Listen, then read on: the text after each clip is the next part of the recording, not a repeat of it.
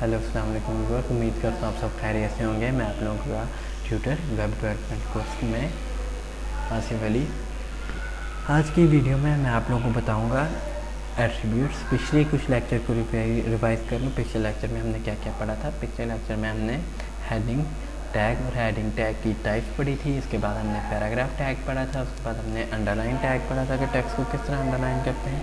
और उसके बाद हम बोल्ड टैग इस्तेमाल करते हैं। उसके बाद हमने आई टैग भी इस्तेमाल किया। उसके बाद हमने ब्रेक टैग भी इस्तेमाल किया। उसके बाद हमने HR यानी हॉरिजॉन्टल रूल टैग भी इस्तेमाल किया और स्ट्रॉन्ग टैग भी इस्तेमाल किया। तो आज के जो हमारा टॉपिक है वो है एट्रीब्यूट के बारे में। आज मैं आपको एट्रीब्यूट के बारे में बताता हूँ, एट्रीब्यूट का हम किस तरह यूज़ करते हैं। तो यहाँ पर मैं एक फ़ाइल बना लेता हूँ attribute.html। ये फ़ाइल मैंने बना ली और ये फ़ाइल में मैं अपनी कोडिंग लिखता हूँ। डॉक टाइप HTML है। इसके बाद मैं लिखता हूँ HTML टैग को,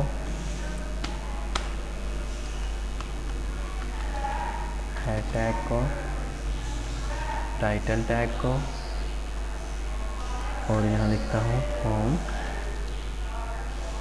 और इसके बाद मैं जाता हूँ बॉडी टैग की तरफ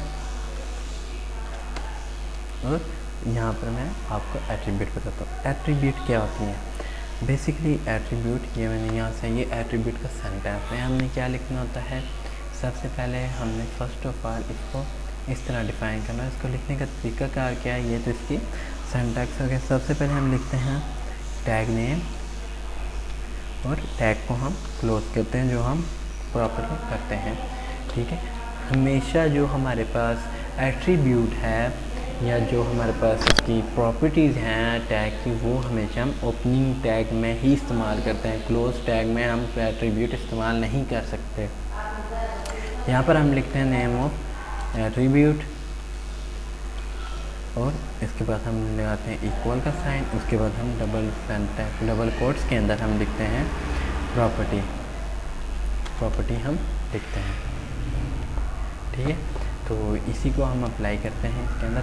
अब जैसे कि मैं यहाँ एक लिंक बनाना चाहता हूँ कि मैं जैसे टेक्स्ट पर क्लिक करूँ तो मैं गूगल के होम पेज पे चला जाऊँ। तो मैं यहाँ एक टेक्स्ट बनाता हूँ। उसके लिए हम यूज़ करते हैं ए का टैग, हम यूज़ करते हैं हाइपर लिंक को जनरेट करने के लिए। अब हाइपर लिंक क्या होता है वो मैं आपको इस तरह बताता हूँ। ऐसे कोई भी टेक्स्ट जिस पे हम अपना माउस के कर्सर को उस टेक्स्ट के ऊपर लाएं और वो टेक्स्ट एक फिंगर, हमारा कर्सर एक फिंगर की शक्ल इख्तियार कर दिए, तो उस किस्म की हम टेक्स्ट को या उस किस्म के हम सेंटेंस को हम कहते हैं कि ये लिंक है, हाइपर लिंक ये बनी हुई है। फॉर एग्जांपल मैं एक लिंक टैग यूज़ करता हूँ। लिंक टैग के लिए हम ए का टैग यूज़ करते हैं और यहाँ मैं लिखता हूँ गूगल और यहाँ मैं एक और बना लेता हूँ टैग। यहाँ मैं लिखता हूँ फेसबुक। अब मैं चाहता हूँ कि जैसे यूज़र गूगल पे क्लिक करें, मैं आपको ओपन करके दिखा देता हूँ।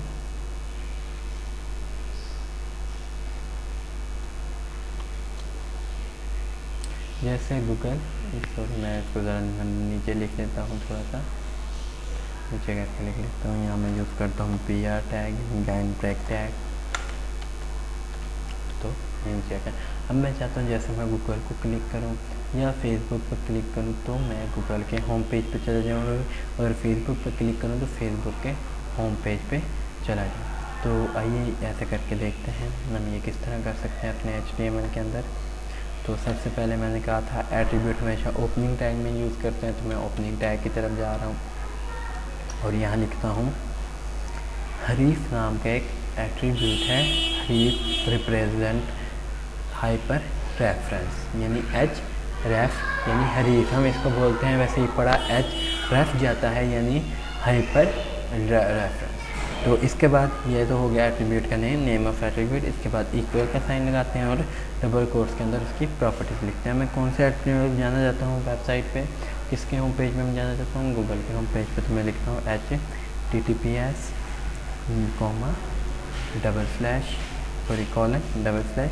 www.google.com। तो ये मैंने एड्रेस लिख लिया। अब मैं इसको करता हूँ सेव करने के बाद इसे मैं करता हूँ, तो देखिए इसके नीचे वो लाइन आ गई है, और इसके ऊपर जैसे मैं कर्सर लेके जाता हूँ तो ये कर्सर जो है हमारा फिंगर की शेप तैयार कर जाता है। ये देखें, अब जैसे मैं इस पर क्लिक करता हूँ, सॉरी मेरे पास इंटरनेट की फैसिलिटी इस टाइम नहीं है, तो ये देखें मैं गूगल के होम पेज पे पहुँच जाता हूँ www.google.com। ठीक है। और फेसबुक पे सेम एज इट इज़ हम href यानी href नाम के एट्रीब्यूट को यूज़ करते हैं। और एक बार इसमें इस तरह लिख लेता हूँ https://www.facebook.com। इसका मैं सेव कर लेता हूँ, यहाँ जाता हूँ तो देखें इसके पहले जैसे मैं देखता हूँ तो ये फिंगर की शक्ल तैयार कर जाता है। तो सिंगल क्लिक करता हूँ तो ये देखें फेसबुक के मुझे होम पेज पे ले जाता है। अगर मैं चाहता हूँ कि ये जब भी मैं इस टैग पे क्लिक करूँ तो ये देखिए इसी पेज पे रहते हुए, इसी टैब पे रहते हुए मुझे वो आगे अगली वेबसाइट पे ले जाता है। तो मैं चाहता हूँ इस तरह ना हो, जैसे मैं इस पर क्लिक करूँ तो न्यू टैब भी मेरा बन जाए और मैं अपने एड्रेस पे भी पहुँच जाऊँ। तो उसके लिए हम एक और एट्रीब्यूट यूज़ करेंगे जिसका नाम है टारगेट। तो मैं ये यूज़ करता हूँ टारगेट इज इक्वल, और यहाँ मैं डबल कोट्स के अंदर यूज़ करता हूँ ब्लैंक टैब मुझे ब्लैंक टैब मुझे दे। तो मैं इसे सेव करता हूँ तो चेक करता हूँ क्या ये वर्क करता है कि नहीं। देखेंगे न्यू टैब भी बन गया है और मुझे न्यू अपने एड्रेस पे भी ले गया और मेरा ये page same as it is इधर ही रह गया। तो ये हम प्रॉपर्टी यूज़ कर सकते हैं इसके लिए, एट्रीब्यूट यूज़ कर सकते हैं इसके लिए। इसके बाद एक और हमारे पास एट्रीब्यूट यूज़ होता है जो कि है इमेज को दिखाने के लिए। जब भी हमने अपने पेज पे कोई इमेज दिखानी हो तो उसके लिए हम इसको यूज़ करते हैं। तो सबसे पहले मैं एक इमेज डाउनलोड कर लूँ। इमेज कहीं से ले लूँ तो इमेज मेरी बड़ी होगी। इमेज मैं एक ले लेता हूँ यहाँ से, ये जैसे कि ये मेरी पड़ी हुई है अननेम्ड के नाम से। तो मैं यहाँ इसे अपने वेब पेज पे शो करवाता हूँ। तो लेट्स शो इट।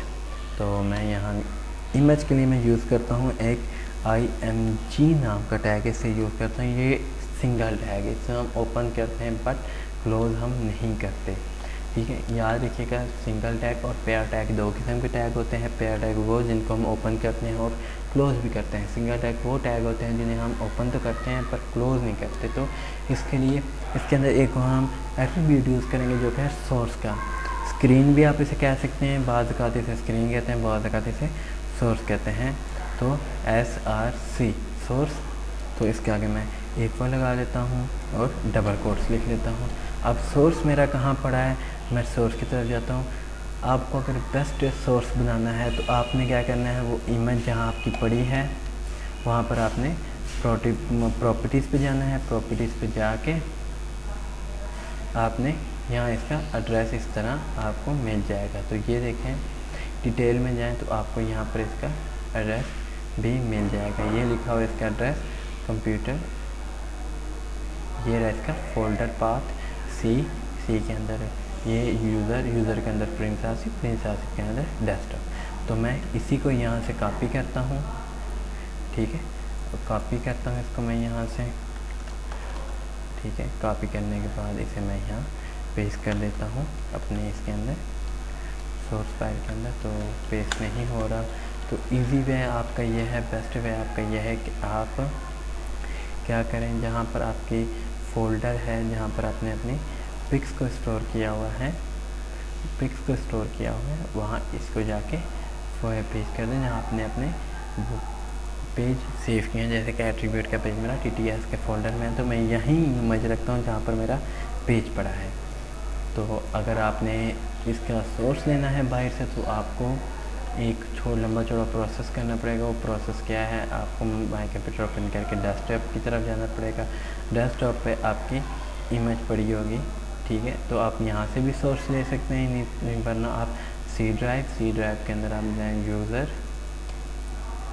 यूज़र पे आप जैसे क्लिक करते हैं, यूज़र को आप ओपन करते हैं तो प्रिंस आसिफ जो आपके PC का नाम है उसकी तरफ आपने जाना है और वहाँ पर आपने डेस्कटॉप की तरफ जाना है। डेस्कटॉप में आपने इमेज, तो ये जो ऊपर आपका नेम होगा इसको आपने कॉपी कर लेना है। कॉपी करने के बाद आपने इसे यहाँ पेस्ट कर देना है। पेस्ट करने के बाद आपने एक और बैकस्लैश यूज़ करनी है। बैकस्लैश आपने यहाँ यूज़ करनी है, तो मैं यहाँ एक बैकस्लैश यूज़ कर लेता हूँ। और उसके बाद आपने पिक्चर का नाम लिखना है, नेम, और पिक्चर का फॉर्मेट। मेरा फॉर्मेट किस फॉर्म में है तो मैं चेक कर लेता हूँ। तो मेरा पिक्चर का जो फॉर्मेट है वो PNG की फॉर्म में है, तो मैं यहाँ लिख लेता हूँ PNG। आपने ये मस्ट लिखना है। तो अब मैं इसे रन करता हूँ अपने वेब पेज में, तो देखें इमेज मुझे यहाँ मिल गई है। अगर आप इससे भी इजी वर्क करना चाहते हैं तो उस फोल्डर में आप इमेज रखें जहाँ आप की फाइल्स पड़ी हैं, तो मेरी फाइल्स उसी इमेज में पड़ी, और यहाँ पर मैं इसे चेंज कर देता हूँ। यहाँ मैं HTML पिक कर लेता हूँ, HTML पिक। तो यहाँ से मैं इसे उठा लेता हूँ। तो मैंने जस्ट कोई एड्रेस कुछ नहीं लिखना, मैंने जस्ट लिखना है HTML pic.png। ये लिखने के बाद मैं सेव करूँगा तो मेरे पास ये इमेज शो हो जाएगी। तो बेस्ट वे यही है, उसी फोल्डर में आप इमेज रखें जहाँ आप की फाइल्स पड़ी हैं HTML की, उसी फोल्डर में आप रखें। अब इसके बाद मैं इस इमेज का साइज़ छोटा बड़ा करना चाहता हूँ, तो इसके लिए मैं प्रॉपर्टीज़ और यूज़ करूँगा और एट्रीब्यूट यूज़ करूँगा। जैसे मैं विड्थ का एट्रीब्यूट यूज़ करता हूँ, तो मैं लिखता हूँ 500 px, और लेंथ का एट्रीब्यूट मैं यहाँ यूज़ करता हूँ। लेंथ का एट्रीब्यूट में हाइट का एट्रीब्यूट यूज़ करता हूँ, हाइट का एट्रीब्यूट में मैं लिखता हूँ 100 px, ताकि मुझे थोड़ा फ़र्क पता चले कि मेरे एट्रीब्यूट काम कर रहे हैं। तो देखें हाइट हमारी 100 px हो गया और लेंथ हमारी 500 px। तो इसको मैं नॉर्मल कर देता हूँ, तो मैं थोड़ा सा नॉर्मल कर देता हूँ। तो ये देखें अब मेरी इमेज कुछ बेटर लगना शुरू हो गया है। और इसको और बेटर करना तो मैं 200 पे कर देता हूँ लेंथ, और हाइट को मैं थोड़ा बढ़ा देता हूँ, 150 कर देता हूँ हाइट को। तो मेरी इमेज अभी भी कुछ बेटर लगना शुरू हो गया, तो मैं 250 पे कर देता हूँ। तो ये देखें मेरी जैसे जैसे मैं साइज़ का बढ़ाता जाऊँगा ये वैसे वैसे इमेज का साइज़ मिलता जाएगा। इसके बाद एक और एट्रीब्यूट एक और टैग मैं आपको इस्तेमाल करना बताता हूँ कि अगर मैंने लिखना है पैराग्राफ में मैं लिखता हूँ x की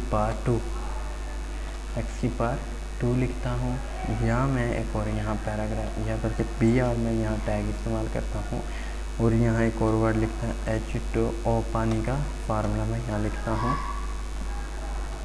पानी का फार्मूला लिखता हूँ। तो देखें वैसे करके सेव करके रन करता हूँ, तो मेरे पास ये दोनों पढ़े नहीं जा रहे, यानी ये पढ़ा जा रहा है X2 और H2O। मैं चाहता हूँ ये 2 हमारे पास बेस बन जाए और ये 2 पावर बन जाए। तो इसके लिए हम क्या करेंगे कि जिस चीज़ को हमने पावर बनाना हो उसके लिए हम सुप का टैग इस्तेमाल करते हैं, यानी सुपर स्क्रिप्ट। तो मैं यहाँ सुप का टैग इस्तेमाल करता हूँ, सुप। तो मैं यहाँ इसे 2 के पास क्लोज कर देता हूँ। तो देखिएगा ये मेरे पास पावर बन जाएगी। देखें x की पावर 2। इस तरह अगर मैंने बेस बनानी है किसी चीज़ में तो मैं सब का टैग यूज़ करूँगा, SUB सब, और यहाँ मैं सब का टैग क्लोज कर देता हूँ 2 के बाद। तो देखें H2O बन गए। तो आज में हमने क्या पढ़ा है मैं आपको रिवीजन करा दूँ। आज हमने हाइपरलिंक बनाना सीखा है, किसी अपने HTML डॉक्यूमेंट में इमेज लगाना हमने सीखा है, और इसके बाद हमने सुपर और सुब का टैग सीखा है। इसके अलावा एक और एट्रीब्यूट चाहते हो आप लोगों को टिप दे के जाऊँ। अगर फ़र्ज़ करते हैं हमारा यहाँ जो हमारी यहाँ ये एड्रेस है, या मेरी यहाँ से फोल्डर में से पिक डिलीट हो जाती है, तो यहाँ पर फिर क्या शो होगा। फ़र्ज़ करते हैं मैं अपनी इस पिक के आई को यानी स्पेलिंग को एड्रेस को गलत कर देता हूँ, तो ये देखिए बॉक्स शो हो रहा है। हमें यहाँ बॉक्स की जगह हमें यहाँ लिखावट शो करनी ताकि पता चले यहाँ हम आइकन यूज़ कर रहे हैं या फिर पिक्चर यूज़ कर रहे हैं। तो उसके लिए हम एक एट्रीब्यूट यूज़ करेंगे जो कि ALT अल्टरनेटिव टेक्स्ट इसको कहते हैं। अल्टरनेटिव टेक्स्ट इसको 4 फॉर्म में लिखना है, ALT इज इक्वल और टैग का नेम। इसके अंदर जो टेक्स्ट आपने शो करवाना है, जैसे मैं यहाँ लग जाता हूँ कि ml image pic not available।